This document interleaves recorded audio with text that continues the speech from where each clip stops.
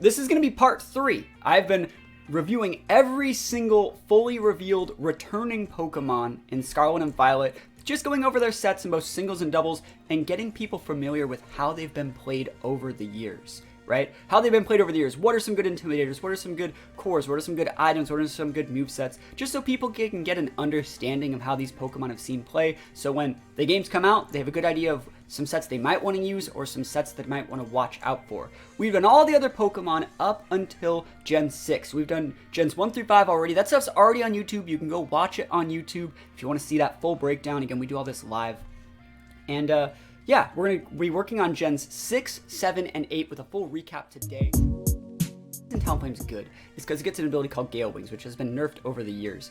It gives priority to all of your flying type moves, so you can use that in Sword and Shield on things like Tailwind, which is one of the best moves in the game. VGC in particular is basically built around this move being able to double not only your speed, but your teammate's speed for a few turns, and it's really, really good. You can also boost things like Brave Bird if you wanted a Brave Bird, but then you would take the recoil, which would break a Gale Wing, so you can boost other flying type moves. We'll see if it keeps dual wing beat somehow. That's a pretty good move.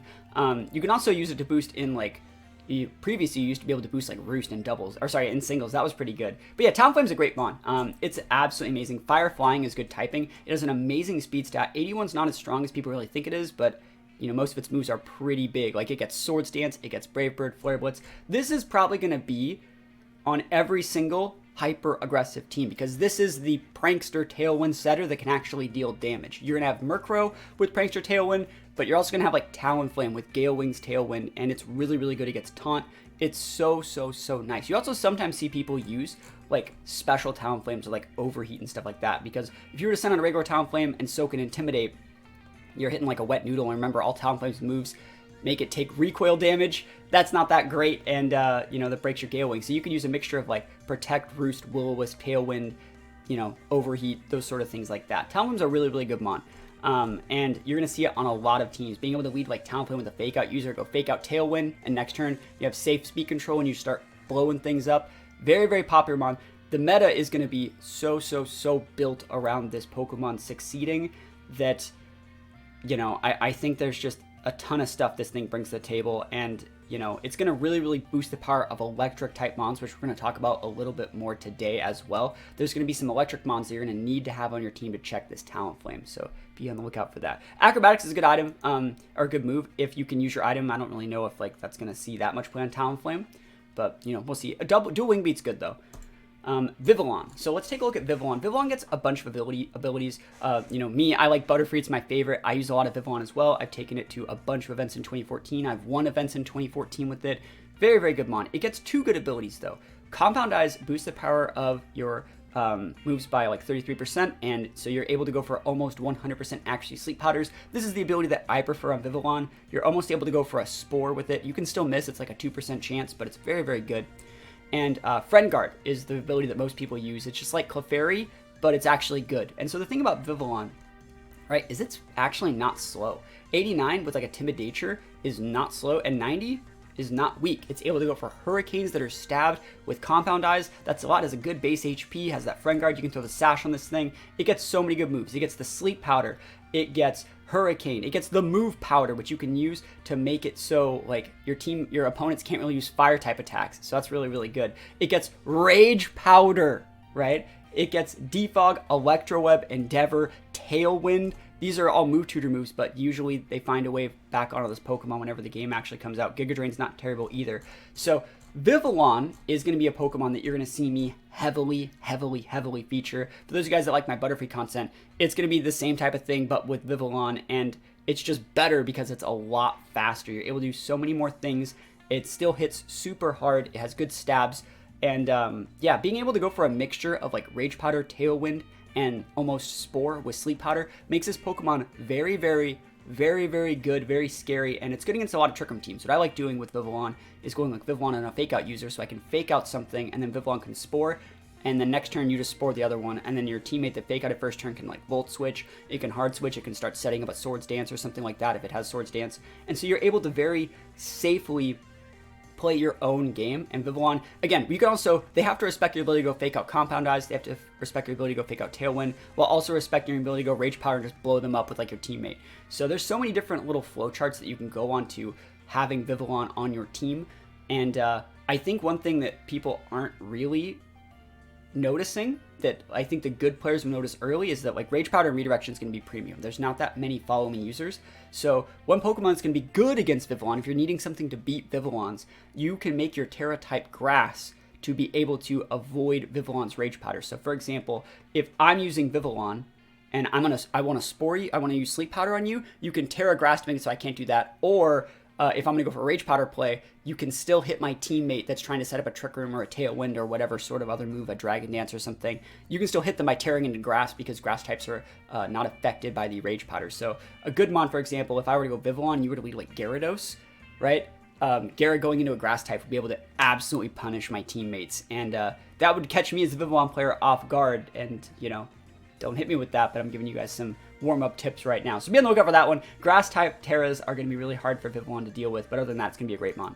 And Friend Guard's an amazing ability, being able to make it so your teammate takes reduced damage. In singles, Vivillon uses a little bit more like Sleep Powder, Quiver Dance sets, but, you know, it is what it is.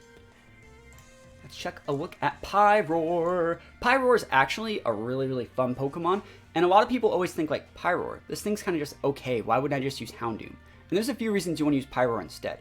The biggest reason you want to use Pyroar instead is because it, well, it gets Unnerved, which we already talked about being a very, very good ability in this format because there's going to be so many mons that are reliant on berries. Go back and take a look at the first couple videos we did. We talked heavily about how Pokemon like Muck with like Gluttony and using pinch berries earlier, and how pinch berries and just citrus berries in general are very, very important in VGC. Unnerve is going to be an amazing ability. This Pokemon gets it. Very, very good. Very, very good for the format. And also, it's pretty fast, and then it's a normal type. So normal types, yes, it brings a weakness to fighting, right, that you wouldn't really like. You know, Houndoom, that's the same thing. But this brings in immunity to the Ghost type, which is actually really, really nice. So you can build teams, Trick Room teams specifically, that have like those big weaknesses to Ghost. So something like a Slowbro or a Slowking. You can switch those things out, get a Regenerator proc on those mons, bring in a Pyroar, block the Shadow Ball or Ghost type attack, and then reap him with the Pyroar. It's really, really nice. Also, normal type isn't just for defense. It gets Hyper Voice in pretty much every single gen. So it has an AoE stabbed move, and it's doing good damage, and it's sound-based damage. So it goes through subs. It goes through a bunch of stuff. So this is a really usable mon that also has like good stats. 109 is a good special attack stat, especially on an AoE mon. In 2014, this Pokemon was actually pretty good. It had big Heat Wave stabs, big Hyper Voice stabs, good enough speed stat, outsped things like Garchomp and other base 100s. So you're going to see a decent amount of this Pokemon. You don't need to have it have Moxie. Its attack stat's not that great, but it's a good special attacker. People do end up sleeping on this thing, and there's definitely like going to be spots in the meta for a Pokemon like this to shine. I remember when they renounced like Boltund in Sword and Shield, I really wanted Boltund to be a fire normal type. It would have completely changed how that Pokemon played, and if it had like the ability after coming out and having board presence to go for like a stabbed AoE move, it would have been great. And so you can kind of imagine Pyroar as like a Boltund that has like stabbed AoE moves in doubles. It's really going to be a good Pokemon, and just be on the lookout for it. There's not that many things that can really wall like normal fire, right? Because like, what do you use to stop normal types? Steel types, right? I guess rock type. You can use rock stuff, but you know what I mean? Like you would use a steel type on a team to block the normal Hyper Voice. And then you could just hit that with a fire. And what would you use to block the fire? You would use things like waters or dragons, hit those for neutral with normal. And it's big damage, especially if you're throwing like a Choice Specs or Life Orb on this thing. So very, very good mon. Is there a stat difference between male or female? I don't think so. I don't actually think so. Yeah, it doesn't matter. They just look different. They just look different. So let's go into Florges. So a lot of people don't really know that this Pokemon is as good as it is. It gets a couple good abilities. Symbiosis means you can pass your item to your teammates, but Flower Veil makes it so grass types can't get their stat reduced. And so that's good for a few reasons. Do you remember what I talked about? How like grass Terra Gyarados is going to be really, really good. You know, Terraing your big physical attacker mon into a grass type, it's another reason to do that. The grass is probably going to be, if you're looking for like Terra types to catch early on in the game that you can just throw into your Pokemon, you're going to get more bang for your buck in the doubles department. This Pokemon's generally better in doubles, I would say, than it is in singles, just like Pyroar and Talonflame. You're going to be have a lot more bang for your buck being grass. Grass makes it so you're unaffected by the rage powders, unaffected by the spores or sleep powders, things like Flower Veil you're able to work with, and you just have really, grass is just a good defensive type. So it's a good Pokemon. Its speed is a lot higher than people think. People think this is made for Trick Room. It has a good special attack stat, has an amazing Sped F stat. 552 total base stats is good. This Pokemon is actually really good. You're going to see me use a ton of this thing. This is a good Pokemon that like we'll see play on the ladder. Imagine if like Gardevoir was a little bit bulkier, just a tad bit slower, and brought like way more, tech to the table. That's this thing. It gets a lot of really cool stuff. It's one of the few grassy train setters. You're not going to see that many. It gets Wish. It gets Aromatherapy for singles. It gets Misty Train too. There's just so many things. These are all move tutor moves and stuff like that. But, it gets a bunch of different stuff. And this is its Dex list from Gen 6. A lot of these mons haven't really even seen play since Gen 6. But you can expect this Pokemon to pop up a lot. And if you're not prepared for it, it's a lot bulkier than you think. It hits harder than you think. It's faster than you think. And just brings a lot more tech to the table than you would realistically imagine. Expect this thing to run Berry since it's going to be a fairy type. And you're just going to have to get this thing off the board. And it's going to be really hard to one-shot it. So just be on the lookout for it. Be on the lookout. It's a good Pokemon. Making its return from Gen 6, another Pokemon's going to be Gogoat. Gogoat. This Pokemon's cool. It gets Sap Sipper, which is okay. Grass Pelt gives it a defense boost in the Grassy Train. So if you can actually get up a Grassy Train and give it a Grassy Seed, it's going to get +2 defense from the Seed and the Grassy Pelt. So it's actually kind of cool in that regard. It just sucks its defense is terrible. It has a good base HP. Has a decent attack and special attack, but it's wasting points basically in one of those because you can't really use both. This Pokemon kind of just falls short. It gets access to, good coverage moves, getting things like Horn Leech, which is really good. It gets like other grass attacks. It gets Milk Drink, which is a recovery move that not a lot of mons. There's not a lot of mons that get like bulk up and recovery moves. So like it's okay in that regard. It's probably gonna see some play in like the lower tier singles formats because like bulk up, Milk Drink, EQ, grass attack like Horn Leech. That's a good set in the like. It's a very bulky bruiser, but in VGC it just won't really see play. It probably won't see play. And I guess you could like Terra change it to a different type that has like a grass weakness and have Sap Sipper, but I realistically think you'd be better off just using almost any other Pokemon in the Dex. It's not necessarily fast enough to function. 68's too slow to work in just general play if you don't have Tailwind, and it's too fast to be used in Trick Room. So it's kind of just okay, but I definitely think that there are better options. Can we talk about any good Trick Room mons making a return? So what we're doing right now is we're going over the full list, and if you want to check out very specific mons that are good in Trick Room, we actually reviewed a lot of them in Part 1. That's going to be on YouTube. It's already up there. Part 1 and Part 2 are already up on YouTube. You can go check those out, and we reviewed a lot of the Trick Room mons in Part 1. We will be getting to some good Trick Room mons near the end of today. When we get to things like Greedent's going to be good, Hatterene's going to be good, but Mimikyu's going to be good as well, but, we're just going down the list. And the next one on the list is going to be Klautzer. I think this is actually one of my favorite Pokemon. I think this might be my favorite shiny Pokemon of all time. I always feel I need to mention it because it looks so cool. It looks so freaking cool. It's red and blue. That's awesome. But it gets a bunch of really fun stuff. I like this thing a lot. It's the only Pokemon in the game that still has the Mega Launcher ability. This is the ability that Mega Blastoise had back in Gen 6. And it makes it so that it gives you a 1.5 boost to all of your Aura and Pulse moves. And so that you're thinking like, oh, that's cool. It gets like Water Pulse boost and Dark Pulse boost and things like that. It also has a 120 base special attack stat, which is, I think, one of, if not the highest water special attack stat ever. Like, if you actually take a look at a lot of the water mons, people always think that water mons are so strong, and they're actually not. They're actually only ever strong because the situations in which people use them are usually using a water type move like Scald or Hydro Pump or Surf in the rain with their stab. They always have like extra modifiers on things for special attack, and that's just not the case. Things like Vaporeon, Melodic, even Keldeo, like they're not as strong as you actually think. And this guy's really strong. Like, he can blow things up. Good special defense, good defense, decent enough speed. That can be used inside of Trick Room, outside of Trick Room. But the cool thing that I really like about Klautzer, right, is it gets like, Dragon Pulse, Dark Pulse, all those different pulse moves, Water Pulse, things like that. Aura Sphere also gets boosted. It boosts the power of your heal pulse by 50% too, so it's a 75% heal. and people don't know that, and it's a lot of fun to bust it out. So I like this thing a lot. I think it might actually see some play in a few other formats. Entrainment's another pretty cool ability.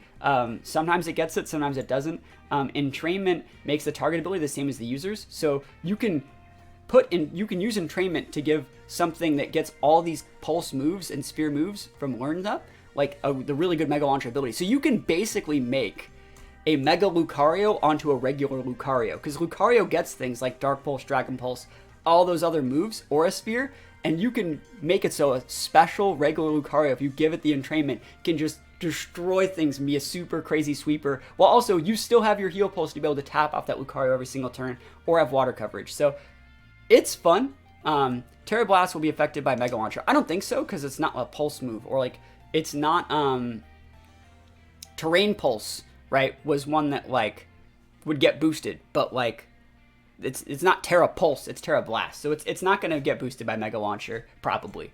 But yeah, I really like this thing. I think it will see play. You can expect me to use it a lot. I don't know if it's like a regional or like a rank 1 level Pokemon, but I like this thing a lot, and I definitely will try to use it a little bit. Up next is Sylveon. So we were talking a little bit, someone was asking about good Trick Room mons. This is probably one of the best Pokemon in the format. In terms of like AoE users, Pokemon that use moves that hit multiple opposing Pokemon, this is the best Pokemon in the format, I would say. Having the Pixelate ability makes all of your normal type moves, fairy type moves, and gives you a 1.2, maybe 1.3 boost on it. So in singles, this is a good Pokemon. It gets Wish, it gets Yawn, it gets Aromatherapy. You can just do regular EV things in singles while also having a good Hyper Voice to be able to pin dragons. So it's a big, good bulky mon in singles. In doubles, though, this thing gets the Hyper Voice, you can throw Specs on it, and you're able to just blow things up, while also, like, you can put a Specs on it, you can put a Life Orb on it, Pixie Plate, you can even Scarf this thing and it still works. Good mon in doubles. Very, very good mon in doubles, and it's the perfect thing to bring out once you have your speed control up. It's not great at helping you get up your speed control. It's not going to be adding, like, fake outs, redirections, or anything weird like that. But once you get the speed control up, that being Tailwind or Trick Room, it only has, like, a 60 base speed, so it can technically be used in both. Calm Mind Sylveon's okay too. It's just hard to get that to work in doubles because, again, it's not adding anything to the table. It basically is very reliant on its team. The team's built around this, and then Sylveon comes in kind of like a Torkoal and goes for like the big finishing blows. And you may be thinking like, well, Torkoal's played the same way, and Torkoal's really good. Torkoal provides the sun, so Torkoal actually does help its teammates. Sylveon is like 100% reliant on teammates to carry it, so it can come out and then be a bully after you get up everything. So that's a little different. That people don't really see those same sort of things. I will say that Torkoal's a good check to Sylveon. So if like it always sucks fighting other Torkoals with Sylveons because its fire typing really takes reduced damage from these Hyper Voices. But you'd be surprised how much damage like a Specs Hyper Voice Sylveon can do, and it hits both your opponents. Big damage, stab, super effective against a lot of things, and gets a 1.2 or 1.3 boost from Pixelate. So I want to see. I'll click Pixelate. I want to see if it's a 1.2 or 1.3. 20%, so 1.2. It used to be a 1.3. They nerfed it, so it is what it is. Sylveon's really, really good. Alright, it doesn't need speed control. It does. That's the thing. So it's like, you say Sylveon doesn't need speed control. It's bulky enough, but that's not... how do I word this? It's not about getting KO'd, right? If you're not fast enough, you can get flinched by Rock Slide, right? And that's something you have to deal with. And if you're not fast enough, you can get crit. And so you can be bulky all you want on the special defensive side. On the defensive side, you're not bulky at all. You don't want to give if you're using like a Choice Specs mon or a mon that's made to like, even if you want to set up a Calm Mind, if you're giving your opponent the ability to potentially do something to outplay you, like they will take it and you will get outplayed. You will get unlucky. There are so many, like basically what I'm trying to say is instead of letting your opponent even play, I'm telling you a type of way you can play Sylveon to take away their ability to play the game. If you get up your speed control, you make your Sylveon, you do things before they get a chance to have any say about it, right? But like just hoping that they don't kill you, flinch you, paralyze you, sleep you, all those things, it's not as safe. And it's just that's VGC in a nutshell, is mitigating your ways that you can lose to a bunch of stuff. Dedenne. I don't dislike this Pokemon, but it's hard to use. It gets Cheek Pouch Pickup. Plus is actually a pretty good ability, which we're going to talk about. This Pokemon will see play with Plus. Plus is going to make this Pokemon pretty good. It ups the special attack, its special attack, if its teammate has Plus, and then, or minus. And if your teammate has plus or minus, they also get the boost as well. We'll talk about why that's good. We talked a little bit about electrics already being good. Fairies are always going to be good for mitigating dragon moves too. Good speed stat. 101's an amazing speed stat. It's just fast enough to outspeed base 100s, which there's so many of in this format. So good Pokemon, you're able to get a potential +1 on your special attack stat and make it actually good. So it's going to be a good on there.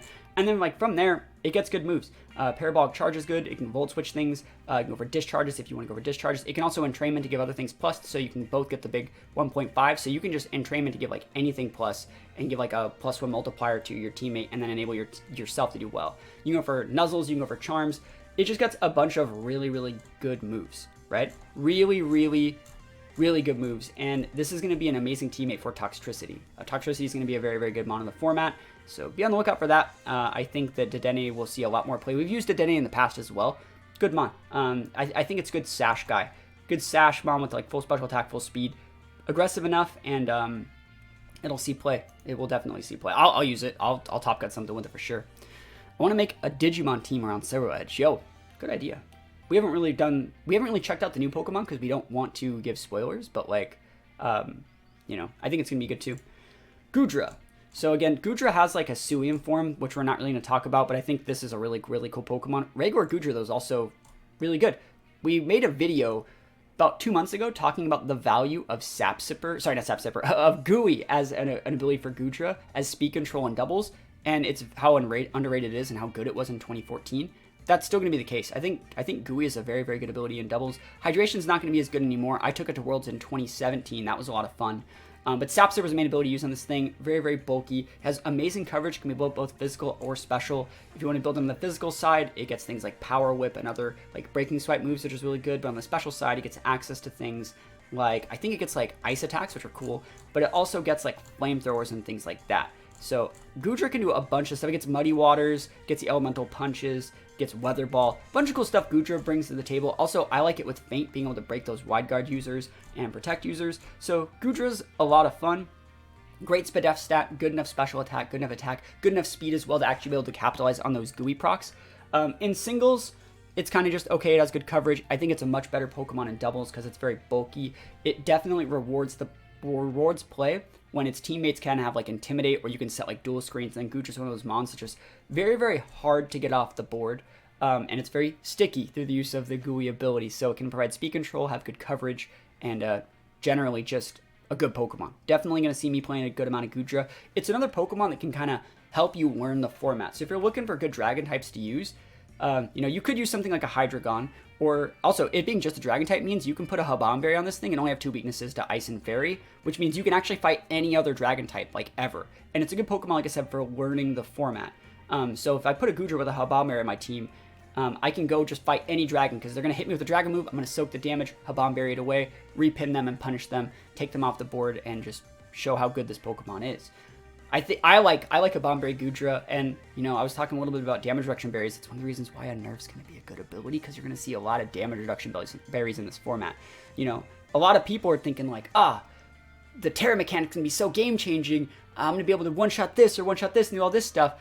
Well, those people that waste their Terra mechanic and do all these crazy things are going to run into the damage reduction berries they didn't see coming. And if you don't have a Nerf, that shit's going to happen like every game. And then you're going to be all out of options going crazy with Terra, and your opponent just damage reduction berry and one-shot you back with their teammate. So it's like having the ability to see something, go at your own pace with Goodra, and have the ability to like add speed control or mitigate damage or not get KO'd by things is really, really good for learning formats and knowing when you're safe and when you're not safe. And so like I was talking about, like a Noivern could be not safe, but a Goodra is always going to be safe for almost anything. Because even if a Fairy attack hits it, Fairy type attacks are usually special attacks. Same thing goes for Ice attacks. They're usually like Moonblast, Hyper Voices, Ice Beams.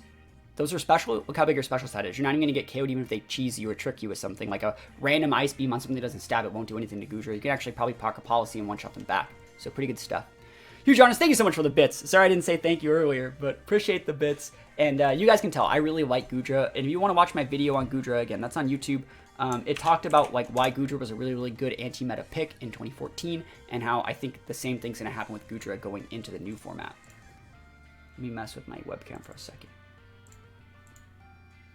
we're going. I think Gen 6 had a lot of really good mons. And I like that they're bringing over the ones that were actually good, because it also had a lot of shit mons, too. Alright.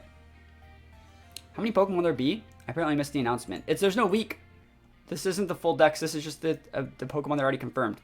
So, this is just the same thing we've been doing for like the past week. We've just been going over the mons that are already confirmed through official trailers. We're talking about Noivern. I think Noivern's another really, really good mon. Frisk will be... I kid you not. I don't know how many mons get Frisk in the new decks. Let's just click Frisk and see how many mons really get it. Stantler gets Frisk. That might even be better than Intimidate in a lot of situations. The Pumpkaboo line's not in the game yet that we know about. Noivern's in the game. So that's basically it. I think Wigglytuff is in the game, and it gets Frisk as a hidden ability. That's going to be good. Dusclops I don't think are confirmed yet. Ameg's not confirmed yet. So this is probably the best Frisk user in the format. Now, there are so many new items that are coming into the game. We don't have time to talk about all of them, but the item that stops like Fake Out, things like a Mental Herb, things like a Lumberry, things like a Damage Reduction Berry, things like a Weakness Policy, things like Eject Buttons, Eject Packs, Random Choice Scarfs, Focus Sashes. Frisk lets you send this thing out and see what your opponent's items are. Now, if they're going with that item that would stop Fake Out and you have a Fake Out teammate, you know not to Fake Out those things, right? So Frisk will be so important for ladder games. Best of 3 formats, like regionals, maybe not as much. For Premier Challenges and mid-seasons, if those come back, you will definitely see a lot of those. But just on the ladder, this is like a free win. It's a Sash Mon that can, if you want to hold the Sash, or it can hold that item that says it doesn't get Fake Outed. But it's 123, it's fast, it's strong, it has good coverage. It gets Tailwind, usually. It learns Tailwind. So, yeah, Mirror, I'm not even going over all of the different new items, but being able to see those items is huge. In doubles, this Pokemon will be a must know how to deal with or know how to use yourself. This Pokemon reveals all of the cheese your opponents are doing, and basically, I'm saying Noivern's good just because it gets Frisk. If something like Gourgeist or Trevenant come out, use those. Those are better Frisk users. Same thing goes for like Dusclops, better Frisk user. But Frisk really, really good. And this Pokemon that would not normally see play is 100% usable and good. And it's an amazing Pokemon. Actually, I have a video. I think it's one of my most viewed videos on YouTube. It's like the 3rd video I made in Sword and Shield. It showed Grimmsnarl with Frisk, and a lot of people think, oh, Grimmsnarl with Frisk, that's terrible. You can use Prankster, you can use Pickpocket, there's so many good abilities. But Frisk, you should use so much Frisk the first week the game comes out. The first month the game is out, the first 2 months game is out. You should use so much of this ability because it shows everything. It's literally like playing the game with training wheels. You're able to see what they're doing, and you think about why they're using it, what they're using it for, and you don't get cheesed. You're able to actually go into the game safely. So really, really, I'd highly recommend, especially for people that are going to be learning the format, use Frisk. It will let you play the game. Because, like, if you just go into the game and you're not using Frisk and you get cheesed by something you didn't see coming, you're like, okay, cool, that sucks, but, you know, it is what it is. If you can see it coming and stop it, you have to teach yourself how to do it. You have to figure out a win condition once you realize they're items. It's teaching you how to be proactive and problem solve, as opposed to just losing and then trying to think of what you could have done differently. Because they could have always done something differently too. So I would say Frisk is great for learning, and everyone should be using it the first month the game is out. Also, Noivern's like really, really cool. So Noivern's a good mon. And hopefully people will realize that Frisk is busted. So this guy, Oricorio, it gets Dancer and has a bunch of different forms. Dancer makes it so whenever something uses a dancing move, so something like a Quiver Dance, you're able to also get that boost onto yourself. So it's actually a pretty cool ability. There's more dancing. Dragon Dance is another one. People don't really think about the value of it, but it's a very good Pokemon. And he gets a move called Revelation Dance, which I think like also, if you had 2 Oricorios somehow, like a weird thing would happen, it would probably use that too. I don't know how that actually works. But it also gets like Hurricane, Air Slash, bunch of things. It gets Tear Dance. Tear Dance is going to be a good move. We're going to talk about that just a little bit later. Feather Dance is another one. It gets a bunch of cool moves, right? And anyways, it has good speed, has good special attack, especially if you can copy a Quiver Dance or something. And it's these types here. This is a Fire one, Electric, Fairy, and Psychic. So you're able... Sorry, Ghost. It's Ghost, Psychic, Electric, Fire. I'm an idiot. Ghost, Psychic, Electric, Fire. There's no Fairy one. And the Revelation Dance becomes the type that it is. So like Fire Flying, good coverage. It's like a special Talonflame. Electric Flying, it's like a really cool Rotom thing. So I'd say respect this Pokemon. You don't see it super frequently, but it's good. It gets Helping Hand, it gets Roosts. Like I said, Tear Dance is good. It usually somehow gets Tailwind. Icy Wind is another move that it sometimes gets, so it has a lot of the different speed control. So I would say respect Oricorio, but the most popular one is usually the electric one. That's just kind of how it goes. So that's basically it about Oricorio. Let's talk about Lycanroc. Lycanroc has a bunch of different forms. There is the midday form, the midnight form, and the dusk form. They all have different abilities. So the midday form, the best ability it gets is Sand Rush. So this is going to be the Sand user that you pair with T-Tar most likely. It's a good mon. It has good speed. It has moves that are, it has good attack stat. It usually gets like access to like steel and other ground attacks, like EQ or high horsepower or weird things like that. So it can usually always hit. Stomping Tantrum is usually what it gets, yeah. So it can hit itself back, and so it can check itself, kind of like how Exeggutor could check itself usually. This is the same way, and this is the Pokemon, like I said, that you pair with T-Tar to double its speed. Which of these three Lycanrocs is my favorite? I like all of them, but I'll probably be using this one the most just because it's the one that you pair with T-Tar for Sand Rush. There's not that many Sand Rush mons, so this is probably going to be the best one in the format. This one's not as good. It gets no guard, so you can't miss your stone edges. It looks really cool, but like it's not that great. It's a little bit bulkier than the other forms, and it's just not really fast enough to be used, in my opinion. It's cool, it's just not great. The Dusk form, though, is the one that most people like to use the most. Again, the only reason why Midday form will see a lot more play in VGC because of Sand Rush, but Dusk form is the one that's more balanced. Has Tough Claws, which is pretty nice. Has more attack. It has a good speed stat of 110. That's a great speed stat. And it gets like Play Rough. It gets a bunch of other single target moves that are actually being able to be boosted from Tough Claws boost the power of moves that make contact. So things like Close Combat, Play Rough, stuff like that. They're going to see play on this Pokemon. Also, all these things get like a Cell Rock, which is a priority rock attack, which can be pretty good for breaking things like Talonflames. So Lycanroc's definitely going to see play. I'm going to use a lot more Dusk form in singles. I like building it more with like a Sash counter set and then a couple other coverage moves. Midday form, this thing's going to be Sash on basically all three of these. But I think this is the one that you're going to see a lot of in doubles. This is going to be like the Exeggutor of this format. And being able to lead like Sand Rush Lycanroc with like a T-Tar and being able to go for like double Rock Slide, you can flinch out Trick Room teams. You just have big AoE potential, and it's just going to be very, very popular early on in the format, and you're going to see a lot of people use it. Think of all the Pokemon we said were good. Things like Noivern, things like Vivillon, things like Talonflame. Like these sort of mons come in and just roll those things over. So you have to respect these guys. You either play with them or know something to beat them when the games come out. Toxapex. This is probably one of the Pokemons I wish wasn't in the decks. I've made Toxapex teams that people have top cut regionals with.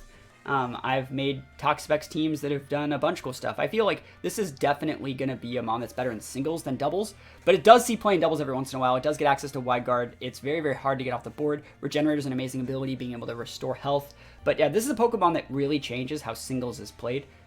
It's basically unbreakable. Big defense, big spit death. You can go for Toxics. You can go for Scalds usually. You can go for Baneful Bunker to poison things. And basically, this is like an immovable, unbreakable wall in singles. And it also gets Haze usually. So you also can't just set up against it either. So what I like to do with it in VGC is go for Infestation to trap things. And then from there, you can just recover out or wait them out and make them take a ton of damage from the Infestation. You can even use like a Binding Band and make it so they take even more dot damage. Combine that with use of like Psychic or Scald for burns. And it's a really, really cool mon. You think of it kind of like a Perish Trap. You trap them in and your teammate just punishes them super, super hard. And no one can break the Toxapex, and people are always respecting like Wide Guard as it from doubles. So it has a really unique playstyle in doubles, but in singles, very, very hard to get rid of Pokemon. This will probably be the numero uno #1 used Pokemon in Battle Stadium singles and in Smogon singles. So if you're looking to get into singles, this is definitely a Pokemon to breed, but you need that Regenerator ability. So get on that and yeah, get winning, because this Pokemon's going to be everywhere. Another thing about Toxapex that makes it, I think, an unhealthy singles mon is that it's one of those things that where, like, I can have a Toxapex and be walling your team, and then if you send out your Toxapex, it comes down to who burns who. And it's like a PP stall war. So, like, I don't like that. It's not that I want Pokemon to be able to check themselves. It's more so just that, like, it's one of those things that is really, really frustrating to play against for, like, a new user experience. Yeah, hate to see Toxapex. It's one of those mons that I think they definitely should have left out, but it's very popular, so that's why they left it in, I think. Because a lot of people like winning. Mudsdale. Mudsdale is actually kind of cool to see. I was surprised to see this get back in the game. It has a bunch of really good abilities. Inner Focus is good for not being able to be affected by Intimidate. Can't fake out it. Obviously, good mon. Stamina is good. Every single time it takes raises defense when it takes damage, so that's good for being able to be really, really bulky. Own Tempo is also a good one. It makes it so let's go back to OWN Tempo. It prevents from being confused, but it also prevents Intimidates, I think. Right? I think it also prevents Intimidates in starting in the new games. But OWN Tempo is really good because we actually talked a lot about a bunch of Pokemon that are getting Teeter Dance. We talked about Oricorio gets it, Lilligant gets it, a couple other Mons on this list also get Teeter Dance, and having like OWN Tempo is kind of cool. I've actually taken that, and I have won smaller Pokemon tournaments at Worlds. They have like side events, and I've won a couple side events using like OWN Tempo Mudsdale paired with like Tsareena, Smeargle that used OWN Tempo, or Smeargle that used Teeter Dance and stuff like that. So it's actually kind of fun. It's a different way to play it, and it's better than you think. Has a great attack stat, great HP, great defense. Mudsdale is one of those Pokemon that we'll definitely see play. It's great on Trick Room. This is an amazing one to bring out once you get your Trick Room up. It's just going to get bulkier and bulkier if you're using Stamina. Even if you're not, has good coverage on the physical side, and if you're using like Inner Focus or OWN Tempo, you're not getting intimidated. So you can do so many different things with this guy. Great coverage. Singles, doubles. If you're playing it in doubles, bring it out after Trick Room. If you're playing it in singles, it's just a bulky bruiser mon. So really good stuff. I like Mudsdale. I'm happy to see it in the game. It's sometimes really pesky to get rid of, but I think it's very balanced because it's not one of those mons. It's built more like a Rhyperior, right? It's not one of those mons that stops people from playing the game. It kind of just creates a barrier that says like you have to be this strong to pass the Mudsdale, right? It's not something that has like redirection, fake out, any other form of crazy speed control. It's kind of just saying like, if you got, it's a DPS check. If you're ever someone that plays like MMOs, like you got to be this strong, you got to be this tall, you got to be this, you got to have a team built this well enough to handle a Mudsdale. And that's what I like about it. It's just a good, well-balanced Pokemon. So let's go into Lurantis. Lurantis is a really good mon. So we've talked a lot about how there's going to be Intimidate users everywhere. And a lot of those Intimidate users are flying, which is unfortunate, but it has Contrary as its hidden ability. So Contrary is really good. It can be built physical or special, but it gets a few moves that really make it better to be built physical. So you can see if we take a look at its stats, it also has more attack. So Contrary says whenever your stats are lowered, they would be raised, and vice versa. Whenever you have a stat be raised, it gets lowered, right? So you want to use this. There's two moves you can use it with. If you want to build it with physical, you can use Superpower with it. It always finds a way to get Superpower usually right there. Superpower would normally lower your attack and defense, but because you have Contrary, you can raise your attack and defense. And also, like I was talking about, we have Contrary. So if we lead and they intimidate us, that's actually going to give us an attack boost instead. So it's really cool. It makes us like immune to Intimidate. We can increase our own stats. You can also play it as a special attacker with the use of Leaf Storm. I don't think that's as good, but you know, that's just my opinion. Yeah, Leaf Storm. It can use both. Yeah, Superpower and Leaf Storm at the same time. I think it's fine. Good mon. I think it's a good balanced mon. It can do a bunch of really cool stuff. You don't even have to use Contrary if you don't want to, but it's definitely the better ability. In singles, it's built a lot bulkier, and you just come in, go for a couple superpowers, get those big defensive boosts, and then you're just bulky. You get access to like Synthesis for recovery.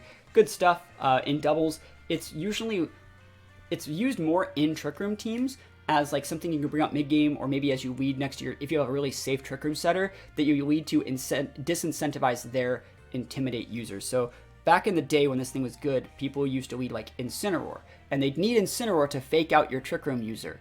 And so since you knew that they needed to lead Incineroar, you knew that you could lead with a Lurantis for free, and they don't want to lead Incineroar because that would activate the Lurantis, but they need Incineroar to stop Trick Room. So what you can do is lead Lurantis, not lead the Trick Room setter, pin the Incineroar, win the game, right? So it's one of those mons that's pretty good for dealing with it disincentivizes Intimidate users, and actually it's that disincentivization that you use on their Trick Room as on their Intimidate users that allows your Trick Room to go up in the first place. So and if they still lead with those things and they proc you, you just win the game with Lurantis. You don't even need Trick Room really. So it's a pretty cool mon, and it will definitely see a lot of play in both singles and doubles, I think. Speaking about a mon that we'll see a lot of play, Tsareena is going to be absolutely amazing. This is another Pokemon that I used with Teeter Dance, paired with like Mudsdale and stuff like that to confuse everything. It gets Sweet Veil, which prevents its allies from falling asleep, so if you're really afraid of like spores and stuff like that, this is a good ability. Queenly Majesty is what most people use. It prevents itself and its teammates from taking damage from priority moves. So that's not just Fake Out, that's Fake Outs, Ice Shards, Accel Rocks, Sucker Punches, Bullet Punches, all of those things. Also Prankster boosted moves like Taunt. So it's really good. It's a very safe mon. Great attack stat, good coverage, good speed stat, can actually be built inside, outside of Trick Room if you have to. It has just enough speed also to be able to function on teams that have just a +1 change. So you don't technically need Tailwind. You could just have a fast mon on your teammate that uses like Icy Wind or Electro Web, and Tsareena would then be able to capitalize and pin things. You see this a lot in formats nowadays in Sword and Shield. It's fast enough to be able to technically work. It can get to over 130s at +1. So it's just fast enough. Like I said, very good coverage. Queenly Majesty is an amazing defensive ability. And you don't have to lead with it. You can just have it in your team, and that's usually enough to disincentivize fake out users and other teammates or other opponents that are built on using priority moves. And then you can just switch it in and make it, you know, if they want to still go for the fake out, you just switch in the Tsareena to block fake out that turn. It sees a lot more play in doubles than it does in singles because you don't really need to stop priority moves in singles. And you know, what's putting you asleep in singles if it's just you over there? You know, these are both abilities that really help in the doubles format specifically. So, yeah, it's going to see a ton of play. You're going to see this thing everywhere. My favorite set for this thing, personally, I know a lot of people like Vests. I hope it gets Fate back. It had Fate a couple gens ago. But my favorite set is Scarf. I like being able to pivot and use moves like U-turn and pivot and then bring it out over and over and over again to stop fake outs and other priority moves. But also, it did get triple axle. I don't know if it'll keep it, but if it gets triple axle, it's a great check to Flyers, which were its biggest check in, you know, previous gens. So triple axle is really good if it can keep it, and other than that, very, very fun mon. Very, very safe. Some of the best teams I've ever made have featured Tsareena heavily, so good stuff. Also, it does get Synthesis. It can get other really bulky moves. If they bring it back Toxic as a TM, I love putting this thing with Toxic. Really, really good mon. I also I've used Light Clay sets with Restoration moves and Trop Kick. Trop Kick's another move this thing gets that's really, really nice. Being able to make it so your opponent gets, it's a 70 base power move that drops the attack set of opponents. So I've had sets in the past of like Synthesis, dual screens with like a Light Clay and Trop Kick. So I can drop their attack stat more. I can put up dual screens. I can restore my health. Very, very bulky mon that's hard to remove and very, very just good coverage. Hey, that's so glad to be able to catch a stream. Hope you're having a great day. I'm having a good day. I'm having a good time reviewing the decks. We're almost done with Gen...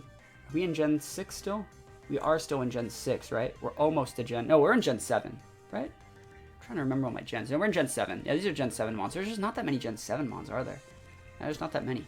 Komala, you don't really see this thing all that often. This is one of, if anyone knows Eek's VGC, this is, I think, his favorite Pokemon, other than maybe Ariados. Comatose is its ability. It says, this Pokemon is always asleep but can still attack. That's cool. It means it's unaffected by other status moves, but it can't really use rest. It has a good stat line. People actually sleep on this thing. People don't know it's this strong, so this is the only warning you need. If you ever see one of these things, it hits really freaking hard. 115 is a good number. It's higher than a lot of Pokemon. It's way stronger than like a Flygon. 65 is good enough to be used inside and outside of Trick Room. Decent SPDEF stat. That's basically it. I think it's kind of just okay. It gets Sucker Punch. It gets Wood Hammer. So the coverage moves are there, but I just don't really see a reason to run this over like 90% of the mons in the decks. But just be aware that it actually can kind of hit pretty hard, right? So just be aware. Sucker Punch, Wood Hammer, 115 base attacks, that hits really, really hard. Let's take a look at Mimikyu here. Mimikyu gets the Disguise ability. So they've changed Disguise since its release. It basically says when you send it out, it comes with basically a built-in substitute. When it takes any actual damage, not counting things like Stealth Rock, Spikes, or Sandstorm, it will break the Disguise, and then you can hit it with something else. It used to be that it would just break the Disguise and stay at full, but now when you break the Disguise, you take a small chip of health, like basically like a Sandstorm, a little bit more than a Sandstorm take. I think it's like a 12th of your health, or it might be I think it's an 8th. Let me just click it. I think it's an 8th. Yeah, Disguise allows the bearer to avoid damage when attacked, similar to Substitute, but I think it's an 8th of your health. So you used to be able to use this thing with Disguise and a Sash. Can't really use that anymore. People are talking about good Trick Room setters. This is an amazing Trick Room setter because you can put a Mental Herb on it, which means you're not able to be taunted, right? Or like attracted or anything weird like that, or Encored or anything like that. The Mental Herb also works against that. And if you pair Mimikyu with a Redirection Mon, you can redirect one attack, not get taunted, and then also they basically have to hit you twice since you have Disguise, and there's no way to really stop that Trick Room, right? There's not really, they have to basically use 2 AoE attacks, 2 attacks to hit all of them, and have the second one be strong enough to one-shot a full bulk Mimikyu after the Disguise is broken, or they have to imprison the Trick Room. So people are talking about safe way to get Trick Rooms up. Mimikyu's like the safest way. Really, really good mon. There's also not that many Mold Breaker mons in this format. They can ignore the Disguise ability. So yeah, Mimikyu's really, really safe. It's also, that's just for doubles. It's usually built as a Trick Room setter in doubles. But in singles, it's built very, very aggressive. 96 is a good enough base speed stat to outspeed a lot of mons in the format. Notably, things like Arcanine are actually pretty important that you can still outspeed. 90 is a good attack stat. Good SPDEF stat too, believe it or not. That's why I said it's hard for things to have the second mon still have enough special attack or attack in general to be able to one-shot a Mimikyu. Like if I were to lead Mimikyu and you led Tyranitar and Lycanroc and went for double Rock Slide, you still wouldn't be able to break this thing. You'd have to hope that you flinched it with Rock Slide. But anyways, yeah, 96 is a good speed stat. Mostly people go with like Swords Dance, Life Orb, Shadow Sneak, Play Rough. Maybe every once in a while you see the Phantom Force pop in. Sometimes you see a Destiny Bond or Will-O-Wisp, but it's usually just a Swords Dance, Sedamon, and singles. Battle Stadium singles, you're going to see a ton of this. You're going to see a ton of Hippowdon. You're going to see a lot of Rotom. You're seeing a lot of Toxapex. That's your team. Those 4 with like a Dragon and maybe a Numon, take that onto the ladder on Battle Stadium singles when the game comes out, and you will hit rank 1. I'm not even kidding.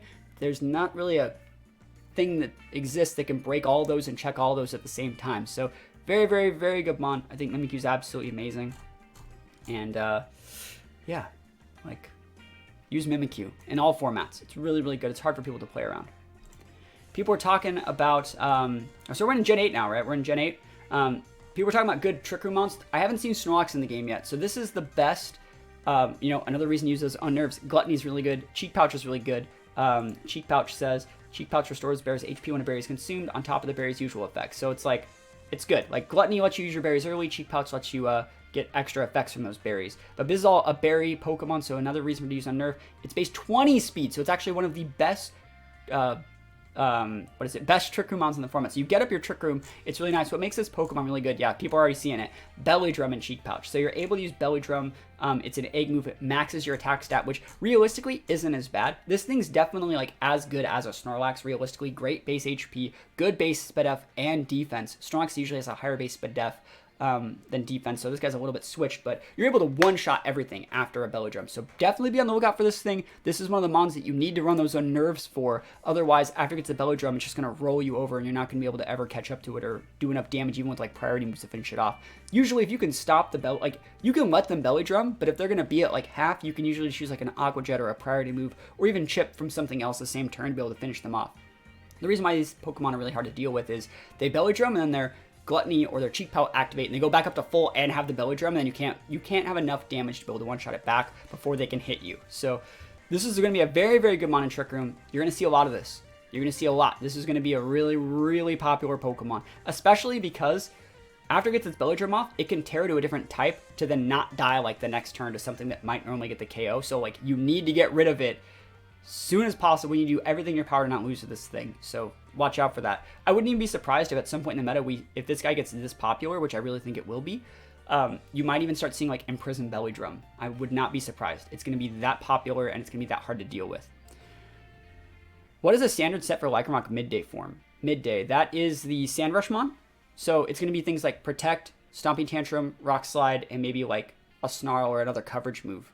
It might, if it gets access to Taunt, it might use Taunt. Maybe like a new move, you could use the Assault there, but you don't really need it. But definitely Protect, definitely Rock Slide, and usually you're gonna have to have like some sort of like maybe an Iron Head, a mon that lets it check itself, right? Because that's the thing, it's gonna be really popular that it can check itself.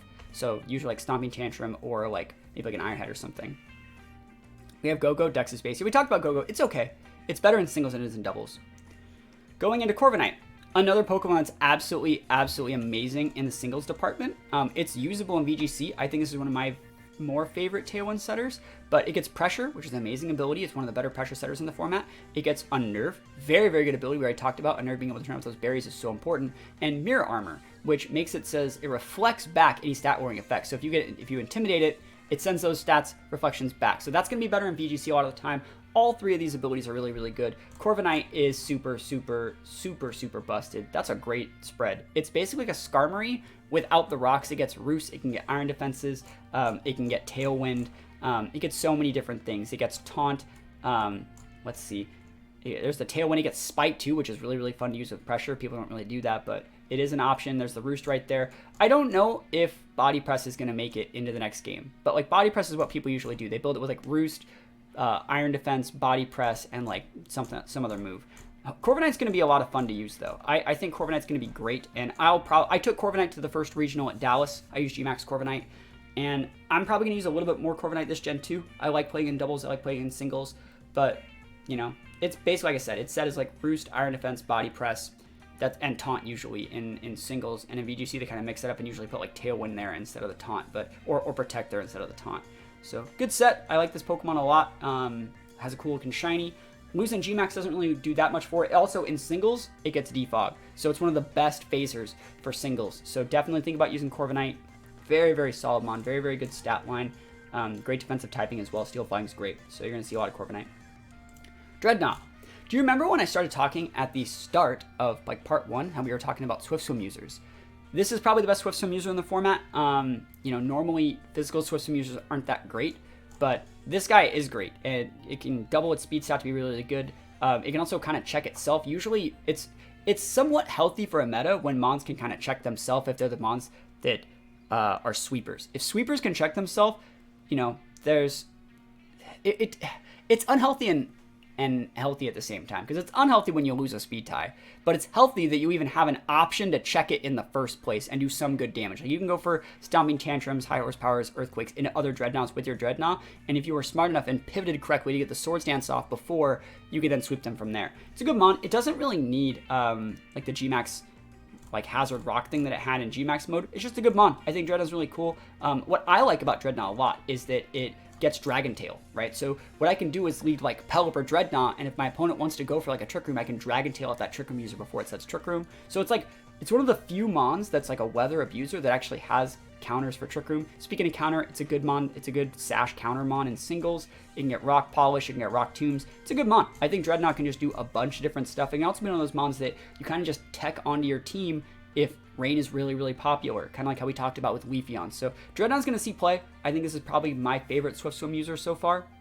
And you can always Terra change it to something else if you wanted to as well. So good Pokemon. Definitely see a lot of I said Drifblim, but definitely see a lot of Dreadnought. Swift Swim's great. Strongjaw still usable too. So good mon. This was my Dreadnought was my favorite Pokemon from Sword and Shield. So you're going to expect to see me use a decent amount of it. A lot of people are still afraid of Coalossal. Being able to have Steam Engine go for a +6 max speed if you get hit with the water type attack, people are still afraid. They're like, you can just pair it with like an Aqua Jet user and then you can go for Heat Waves and all those good things. But in reality, the Gmax dot was what made Coalossal good. And then from there, like realistically, there are no rock attacks that it like gets. It gets Ancient Power, you know, it doesn't really, you can't do anything off the and also the Policy proc, you're not going to be able to one-shot things at +2 special attack. Like you needed the Gmax option. It's very weak. It's going to be better, actually, I think, in this format as just a Flash Fire user that people use in Trick Room. I think it's probably going to be its good set, and it's probably going to be built physical because it has a better physical moveset. But realistically, the reason it was good was because you couldn't fake out the Max Coalossal, you couldn't flinch the Max Coalossal, you couldn't really do a lot of things, then it would one-shot the main thing that could threaten it with a big single target move. And now that's not an option. Like you can Policy proc, and if you Policy proc, they can still fake out you, they can still redirect, which was how you beat that combo before. There's so many different things. Like, I think in general, just self-policy procking is not going to be nearly as dominant or good this gen. So, yeah, I don't think Coalossal is going to see a ton of play. It will see play. It will see play on Trick Room teams, being able to be like a Trick Room abuser. And that's basically it, I think, with Flash Fire. Let's take a look at Flapple and Appleton. Flapple's actually really cool. It gets Hustle, which is one of the best abilities, I think, in both singles and doubles. I love Hustle. This thing's built like a glass cannon, I think. They usually go full attack, full speed, gets Dragon Dance, and then from there, you just try and one-shot as many things as possible. It gets a move called Grab Apple, which, if we take a look at Grab Apple, it lowers their defensive stat 100% chance if you can hit. So you don't have to run Hustle, but like, it's one of those mons that it's built like a physical Shaman. Shaman gets Sea Flare, which would lower their Spadef stat, 50% chance to lower their Spadef stat harshly, and then from there, it's really hard to switch in and block that damage, because after I drop your defense on a Grab Apple on the switch, and I can just mix it up and use a Flying Attack or Dragon Attack, or even more Grab Apples or something like that. It also gets Sucker Punch. We've used this thing in a few formats, and it's actually a lot better than people give it credit for. Hustle makes it hit really, really hard. It sucks when you miss moves with Hustle, but, you know, it is what it is. I like this Pokemon. I'll probably use it a decent amount. I don't think it's like a regional Pokemon. Like, I wouldn't take this to like an actual big event, but I will use it at like some just random ladder games because it's a lot of fun. It gets big checked by Mimikyu in a lot of formats, so that's the problem with it. I wouldn't really want to run it versus Mimikyu, but Hustle misses, but not enough to worry. Yeah, the thing is, like, you just gotta have confidence if you're ever playing a Hustle on. You know, people used to ramp, people use this thing in previous formats. It's one of those risks that you kind of just have to take. High risk, high reward. It's like using the move Thunder outside of Rain. Sometimes you just gotta go for it. And Appleton. I took Appleton. The team that I took to the first regional of Sword and Shield was literally built around this Pokemon. It has 3 good abilities. Another reason why, like, you know, berries are going to be really, really good. I'm telling you right now to, like, breed and get ready. Like, if you're writing down breeding lists, like, write down those unnerved mons we were talking about, because berries are just really good. Gluttony lets you use berries early. Ripen, you know, we talked a little about this. It doubles the effectiveness of berries. Thick Fat is what I like on this thing, because it takes fire damage neutrally, which now it takes resisted, so it's good against Torkoals. And ice attacks are normally 4 times super effective, or only 2 times super effective. So Thick Fat makes this guy really, really good. This thing is basically a Mega Venusaur. It's so good. It's slow, so it's great in Trick Room, and it gets the coolest move ever, Apple Acid, which is the other opposite of Grab Apple. So it's able to hit things in a Trick Room with Apple Acid, lower their SpDef, which makes it so your Torkoal and your other special attackers can punish them even more. And the next turn, they just take more damage from Apple Acid. It gets straight Recover, which is better than like a Roost or something like that. So Recover's absolutely amazing. It gets Iron Defense. It gets Amnesia. It gets so many cool moves. I love this thing. Actually, if you take a look at my Patreon, if you ever go to my Patreon, I think my number one thing that pops up when you go to the Patreon is a full team review, like going over the Appleton team that I used at Dallas, and like Appleton's on the thumbnail. Like, this is what a lot of people thought my new mascot would be going into Sword and Shield, just because I really, really like it, and it's a lot of fun to use. And yeah, it gets Leech Seed too for like singles. It gets Recycle to be able to reuse those Ripens and stuff like that, and Gluttony abilities. Like, it's a good Pokemon. Standard, really, really good Pokemon. The only issue with Appleton is if you really, really build a team around Appleton to make Appleton do well, you could self-proc, policy proc an Appleton too in a Trick Room. That'd be kind of funny. It's just really, really reactive. My team at that format was like Arcanine, Corviknight, Appleton, things like that. Basically, we were talking about Sylveon earlier, talking about how, you know, it's bulky enough. You can just soak attack, so you can just let your opponent do whatever. It'll be fine. It's not fine. You get flinch, you get crit, you get frozen, you get put to sleep, you get confused. It's too reactive to actually go take to like an early format regional. And like, I was able to do okay, but like in general, that's a team that would be better once the meta's developed. You know, try to wall things before you really know what their full powers are. You just end up getting hit by a ton of RNG, and that happens to Appleton a lot. So Appleton's a lot of fun. I'll definitely be using a lot of Appleton. I love this Pokemon. And yeah, just be able to look out for both these guys. They're gonna be a lot of fun to use. Not very popular, but fun. Toxtricity. This Pokemon is nuts in this format. So it gets Punk Rock, which can boost the power of sound-based moves and halves damage from other sound-based moves. So things like Snarls and other sound-based moves aren't going to do as much damage. Like Hyper Voice, so these guys take reduced damage from Hyper Voice, which we already talked about, like 3 Hyper Voice mons that are going to be good. Plus is really good too, because you compare it with that Dedenne, like I was talking, I give it a +1 special attack, and that's going to be really cool. Toxtricity hits really, really hard. It has a good enough speed stat to work inside of Tailwind. It also can work off just +1 if you want to Scarf it. It also can work in Trick Room technically if you want to use speed reduce, if you wanted to, if you had to. I'm not saying you should, but I definitely... AoE mons are good in those situations. It gets Boom Burst, so you can pair that with like a Noivern, so Noivern can avoid your damage with Telepathy if you want. But then, yeah, it gets so many cool things. I really like the Overdrive, being able to go over the big AoE moves, big Boom Burst. It gets Shift Gear if you want to be a little bit more physical. It gets things like Discharge. It still gets Taunt. This guy is going to be so freaking good. Steel Poison is not Steel Poison. Electric Poison is a great type, and I think this guy's going to be everywhere. Because we already talked about Pokemon that are going to be everywhere. Things like Talonflame, things like Gyarados, you know, those Pokemon, things like Salamence. They do get ground coverage, but you can Terra type to change and still have your electric moves and just really, really punish those guys. This is going to be one of the best special attackers in the format. I'm saying it right now. Toxtricity is very, very good, right? If they remove Eevees and Ivies, do you think that could be problematic? Eevees, they would never remove Eevees and Ivies for a main series game like this, so don't worry about that. But yeah, this guy's going to be very, very good. He has 2 forms too. It doesn't really matter. Obviously, this one's cool. Plus and minus used to be different. You used to have plus and minus. Now they both work if you have plus or minus. So it doesn't really matter. I like this form. This form looks way cooler. Toxtricity is going to be great. This is definitely going to be a good game for Toxtricity. It's just too much AoE. Like, there's not a ton of good AoE, relatively fast special attackers. Things like, in this format, Calyrex Shadow, things like Kyogre, they're good because they hit relatively fast if you put a Choice Scarf on them or have high speed control and just blow people up before they get a chance to make their move. This Pokemon's the same thing. So very, very good Pokemon. You're going to have to respect it.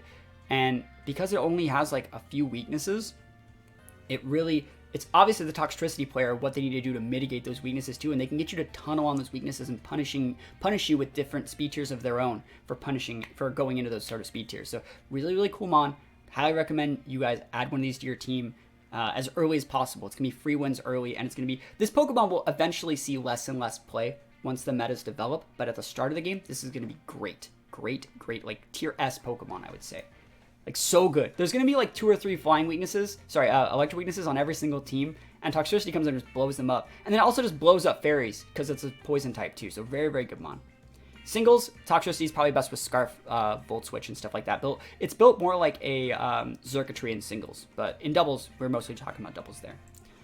Poltergeist, talking about Pokemon that are better in singles. This guy's a little bit better in singles. It gets Weak Armor and Curse Body. They're not that great. I think in previous formats, you know, with Dynamax, you could policy proc with like a Shadow Sneak, activate Weak Armor, get a +2 boost from, +2 boost to your speed off your Shadow Sneak proc, and then proc a policy there, and so that was okay. In reality, the best thing this thing offers is 70 base speed, Shell Smash. So it's built similar to like Cloyster. It's a good mon. Like, Shell Smash is great. It just doesn't really have good coverage. It gets like Shadow Ball, Dark Pulse, and Giga Drain is like all its real coverage if you're going to be using the sweeper set. So like, it doesn't have super effective moves against steals. It can't really break walls. It's good against other sweepers. It's just not like amazing. It's probably actually built better with like Will-O-Wisp, Strength Sap plays than it actually is as like a Shell Smash user in these formats, in my opinion. Yeah, it just doesn't really do that much. I've been messed up though by teams that I really over-respect their ability to go for like Shell Smash, and then they hit me with like random, you know, screens, or, you know, they're imprisoning things or stuff like that. So stored power after Shell Smash, it just doesn't do enough. Like, you actually don't have enough changes to actually, again, I guess I'll explain it. So like, let's think of a mon that we could hit. Let's go to, what's a neutral, let's just talk about like hitting a not Garchomp, hitting a Salamence, right? So if you were to stored power after Shell Smash, that stored power gets a little bit stronger for every like stat change. Let's go take a look at stored power, if it even still gets it. Stored power, where is it? Right here. So stored power, let's take a look at it. Stored power deals varying damage based on the user's stat increases. Its stats at base 20 are increased by 20 for each stat. User received, blah, blah, blah, whatever. So for example, if Pokemon use Dragon Dance and Double Team once each, that's total of 3 stat increases, 111, and stored power would be an 80 base, right? So if you use Shell Smash, you're getting +6. So it's going to be like a 120 base, right? For Shell Smash, after a Shell Smash, because it's going to be 2 to each of the things, right? Am I wrong? One speed, no, it's actually still an 80. Long story short, stored power is really cool if you can add a lot of stat changes, but it's still not as strong as just a Stab Shadow Ball. Stab Shadow Ball's a 120, and that's good enough if you're hitting things for neutral. So stored power is cool, but you really don't need it. Yeah, it's one of those weird things that like you'd have to get 2 Shell Smashes off, and like good luck with that, because like realistically, this guy usually just built with Sash and goes for Shell Smash. We're gonna talk about Hatterene. This is probably one of the better Trick Room setters in the format. Magic Bounce is amazing, being able to bounce back taunts, spores, all those sort of weird things like that. Really, really good. Anticipation's actually not that bad, so you can see if they have a unique Terra move. Like maybe they have like a Terra Steel move or a Terra Ghost or Dark move to be able to cheese a Hatterene. You can actually anticipate to see that. Healer's also okay, being able to heal your teammate. It doesn't see that much play in singles. It's okay on Trick Room teams and singles, which are bad. But if you can get up a Trick Room, this guy can come out and deal a ton of damage. Slow enough, it's a base 29. Right? A lot of the mons that are good Trick Room sweepers, you know, we were talking about base 100 is like the sweeper range. Anything faster than base 100 is fast in singles, and VGC 100 is like the general rule for if it's faster than that, it's fast. 30 is the number for Trick Room. So if you're slower than 30, you're able to hit other Trick Room mons in Trick Room before they can hit you. So you can just throw a Hatterene on your team and use it to just punish other Trick Room mons. Really, really good mon. Great special attack stat. It gets AoE through the use of Dazzling Gleam. It doesn't have its Gmax option anymore, but it's still going to be good. I don't think there's going to be that much like Expanding Force / like Psychic Terrain shenanigans. We don't really know, but it's a good mon. You can build physical or special too. It has a good physical attack stat of 90, which is like a Flygon, and it has good coverage too. It gets things like Player Fig. I think it gets like Power Whip too, or something weird. It gets Nuzzle. It can use, does it get Power Whip? I thought it got Power Whip. There it is. Yeah, it gets like Power Whip. It's some weird moves. But Hatterene's great. I think Hatterene's going to be a lot of fun. And it gets just a bunch of really, really unique stuff you never really think of when you think of Hatterene. It gets like Cycle Cut and stuff like that. So it can build physical or special. I like it a lot because it has Magic Bounce. Magic Bounce is also going to be like okay in singles. I think this might be, other than SPM, one of the only Magic Bounce users. So you can switch this into block rocks and stuff like that. So Hatterene's really, really good. I'd highly recommend thinking about adding it to your teams, and especially if you're playing Trick Room, this is a must-have. Every single Trick Room team should also have like 2 to 3 setters that have like different weaknesses and things like that. So you can have like a Hatterene that has weaknesses to like Steel, Ghosts, and then you get like another Pokemon that has like a normal type that doesn't have weaknesses to those Ghosts or stuff like that. So just think about respecting Hatterene and VGC and you'll be good. The fact that it lost Gmax means it's a lot more manageable. So we have Pincurchin. I'm really, really surprised to see this. So this might be the only terrain mon. They might even just take away Electric Surge from this thing because I don't think they're going to keep as much terrains. If this thing keeps Electric Surge, it's really good. Lightning Rod's a good ability as well. But you can pair this with like a Alolan Raichu if they're going to be in the game and enable Alolan Raichu to like be a really, really big bully. This Pokemon's not terrible. It's, again, better in Trick Room and slower formats, so you're able to underspeed things. If terrains do come back and they add like new terrain mons that set the terrains, this is going to be a valuable terrain mon because it's so slow that you can always leave with it. They'll activate your terrain and you can just elect your terrain right on top of it to take away their terrain. And a lot of those teams that are built around getting those terrains up early are going to be abusing those terrains, using Grassy Glides, Expanding Forces, other moves that use those terrains steroid to their advantage. So Pincurchin is going to be really, really good. Do you think Hat will see much Terra typing or a lot of Covert Cloak? I have no idea. Like, we're not trying to really go into, like we talked about this at the start, we're not really trying to talk about that much about what these Pokemon are going to be doing differently because we don't have all the data. What we're trying to do is review what these Pokemon have done in the past so people can get a refresher course of how they've been played so that you can take what they did in the past and adapt it once we have all of the information, the full like decks and things like that. Because like I feel that trying to say that Terra typing or Covert Cloak's going to change Hatterene when we don't even know all the items in the decks or all the new moves or anything like that, like I feel like that's just speculating that isn't worth doing it because we would have to then re-speculate again once we actually know all that data, which is going to be in like a week probably. So yeah, Hat will be in a lot of places. I agree. But yeah, Pincurchin's okay. It gets a 101 base attack stat. It gets a good special attack stat as well. It gets a good coverage on both. So for like physical, it gets things like Sucker Punch, which is kind of weird. But like for special, it gets like Scald. So it gets like really, really cool moves, I think. I like Pincurchin a lot. In singles, it gets like hazards and stuff like Spikes, which is a lot of fun to use. I think this Pokemon will see play. I don't know how much play it'll see, but I don't hate it. And I think it's really cute. So like it will definitely see play. What about Entity? Entity's not in the decks, right? So as far as we know. So that's the thing. It's like there's no reason trying to speculate all the changes that could happen. We just want to talk about the things that we know for sure are working and have worked in the past. And that's Pincurchin. I didn't know that they were going to add any Surge Mons. I actually don't even think that like they're going to keep this on there because I think that what they're going to want to do is not have as much terrains. Frostmoth, let's take a look at this thing. So this thing gets Ice Scales, which is a pretty good ability. It halves the damage from special attacking moves, and Shield Dust is kind of just okay. It blocks added effects, so that's not good. You want to use Ice Scales. This thing can actually, it has a 4x weakness to fire, but it can actually eat fire attacks for breakfast. If you go like full HP Spadef with like a vest, really, really good. Great special attack stat on this thing. Good enough to be used inside of Tailwind or in Trick 'em if you had it.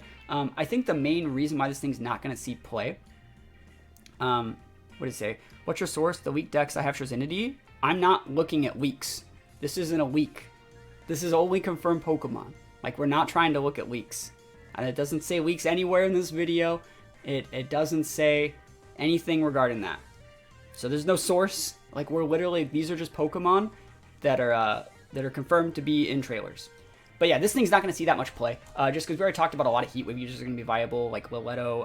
A lot of the Dragons also are going to be able to get Heat Wave. But then we already talked that like there's going to be so many Mons that use Rock Slide. Rock Slide's going to be so big again because you couldn't flinch Dynamax Mons, but you can flinch things in this format, so people are going to use Rock Slide.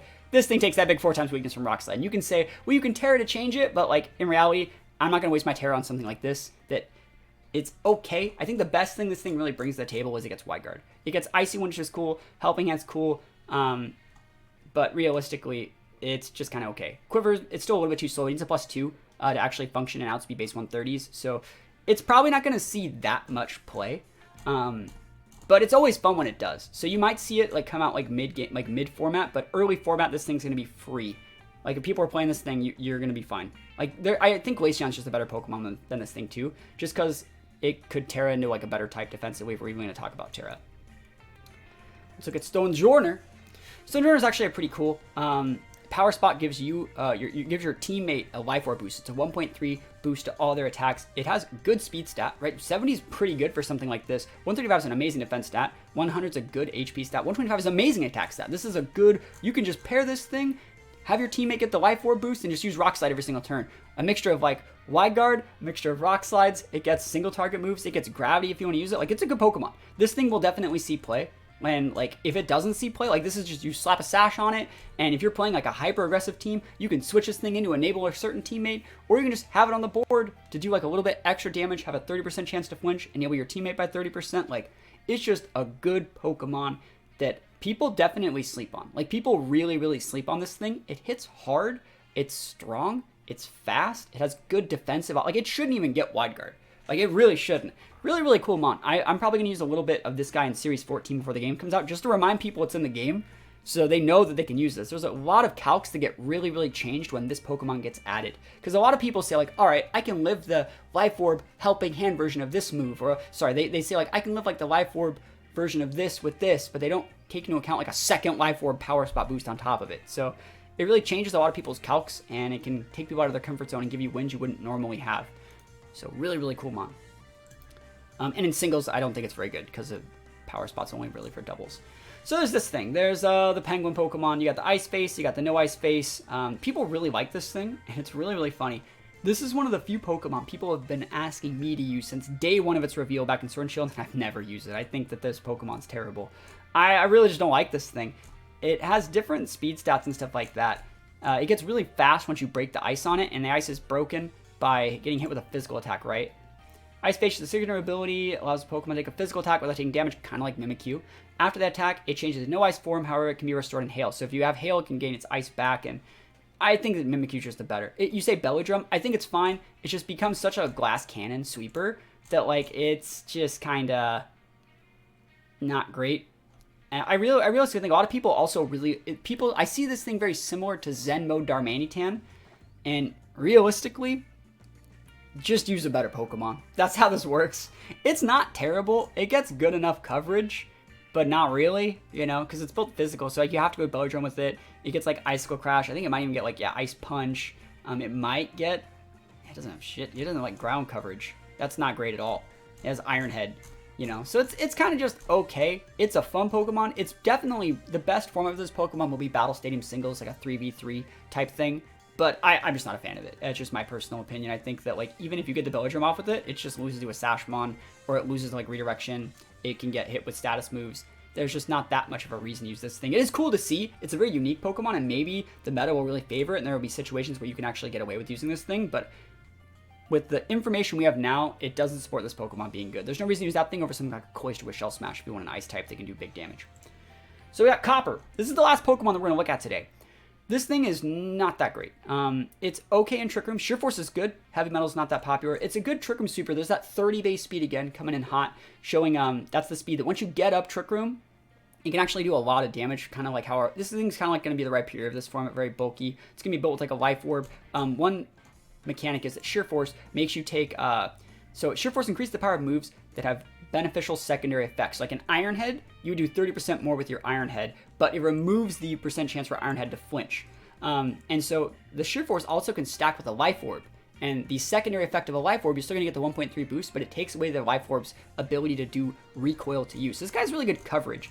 The problem is, the big problem with this guy is that like moves like Superpower, High Horsepower, all these, it gets Power Whip too, aren't boosted by Sheer Force. So you'd still take the Life Orb damage on them because they don't have secondary effects. Like Superpower, the attack lowering is not a secondary effect. It doesn't negate that.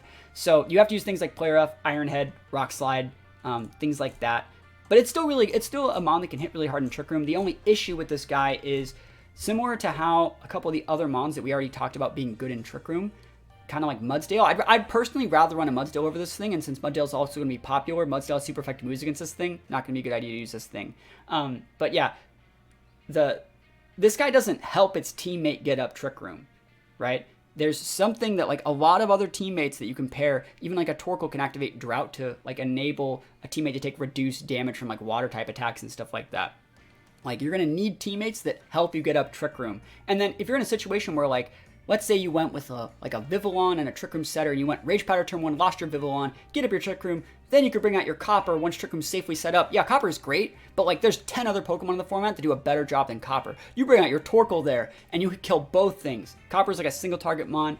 It's just not as optimal. It's a really cool mon. I'm still going to use it a little bit because I think it's fun.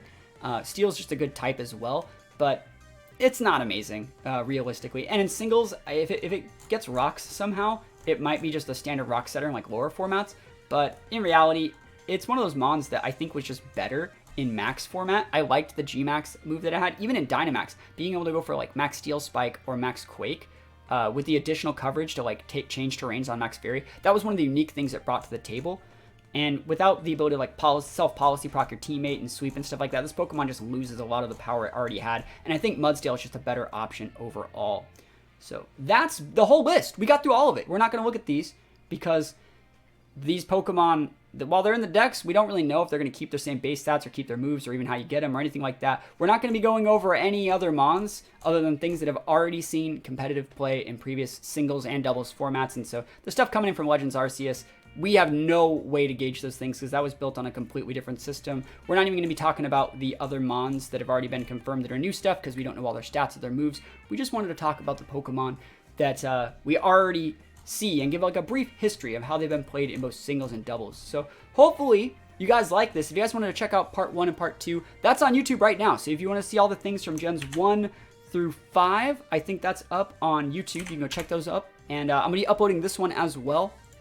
So hopefully you liked it. If there's any other things you guys want me to go over and help you guys prep for before Scarlet and Violet, think about let me know. We make these videos to help you guys. And yeah, that's pretty much it. Hopefully you guys liked it. I finished the series. I never finished the series I start, and I finished this one. So thank you guys for the support the whole way.